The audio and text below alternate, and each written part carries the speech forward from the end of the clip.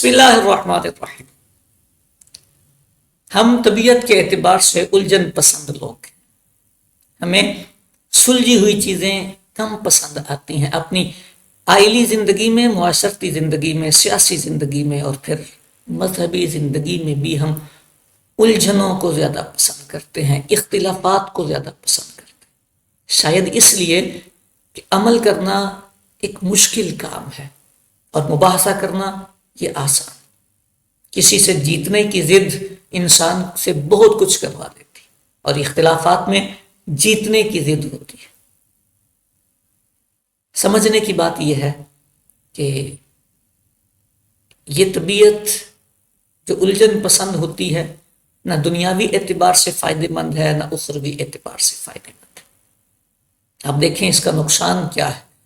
نبی کریم صلی اللہ علیہ وسلم کا وہ دین جو دین فطرت تھا، آفاقی دین تھا، قیامت تک رہنے والا، کتنا نفیس اور ستھرا دین، اس دین کو ہماری ان طبیعتوں کی وجہ سے محصور کر دیا گیا، لمیٹڈ کر دیا گیا اور صرف اختلافی مسائل کا نام دین رکھا گیا۔ آپ سوشل میڈیا اٹھا کے دیکھیں، مطلب ہزاروں میں سے کوئی ایک آدھ ماشاءاللہ اسکالر ایسا ملے گا، مذہبی لیڈر ایسا ملے گا جو اختلافات سے ہٹ کر سلجھاؤ کے مسائل ڈسکس کرتا ہوگا۔ کیوں؟ اس لیے کہ عوام کو الجھن پسند ہے، انہیں الجھنوں والی چیزیں تو جو چورن زیادہ بکتا ہے وہی بکاؤ، جہاں سے امت کو چٹخارا آتا ہے، چسکا آتا ہے، سو وہ مسئلے بتا دیے جائیں۔ کبھی غور کیا آپ نے کہ جہاں ہر دوسرا مقرر آ کے آپ کو رفع الیدین پر گفتگو کرتا ہے اور وہ رفع یدین کا مسئلہ سمجھاتا ہے، وہ نماز کے باقی مسئلے کیوں نہیں بتاتا؟ میں نے غور کیا اس پر، ایک ہی بات سمجھ آئی ہے، اس لیے کہ رفع یدین والا مسئلہ فرقہ واریت کو ہوا دیتے ہیں۔ جی، فرقہ واریت کو ہوا دیتے ہیں۔ رفع یدین والے مسئلے سے چٹخارا ملتا ہے، امت کو چسکا ملتا ہے، ورنہ اس مسئلے کا اور کوئی نتیجہ نہیں۔ باقی جو نماز کے سلجھے ہوئے مسائل ہیں وہ اس سے اہم مسائل ہیں، ان میں چونکہ چٹخارا نہیں، لہذا وہ ممبر سے بیان نہیں کیے جائیں گے، اسٹیج سے بیان نہیں کیے جائیں گے، اکیڈمی سے بیان نہیں کیے جائیں گے۔ بالکل ایسا سمجھنے کی بات ہے، یہ دیکھی پڑی بات۔ آپ مجھے یہ بتائیں، نبی کریم صلی اللہ علیہ وسلم کی وہ حدیث مبارکہ بخاری شریف کی جس میں میرے آقا صلی اللہ علیہ وسلم نے ارشاد فرمایا، امرت ان اسجد علی سبعۃ اعظم والا اکف ثوبا ولا شعر، مجھے 7 ہڈیوں پر سجدہ کرنے کا حکم دیا گیا ہے اور یہ حکم ملا ہے کہ میں کپڑے بھی نہ لپیٹوں اور بال بھی نہ لپیٹوں۔ کپڑے نہ لپیٹنے والا جو مسئلہ ہے، آپ جانتے ہیں کہ یہ مسئلہ رفع یدین سے اہم مسئلہ ہے۔ میں اس کو سادے لفظوں میں اگر میں سمجھاؤں تو میں یہ کہہ سکتا ہوں کہ اب تک دنیا میں کوئی مسلک ایسا نہیں جس کے نزدیک رفع یدین کرنے یا نہ کرنے سے نماز ٹوٹنے یا نہ ہونے کی بات آئے۔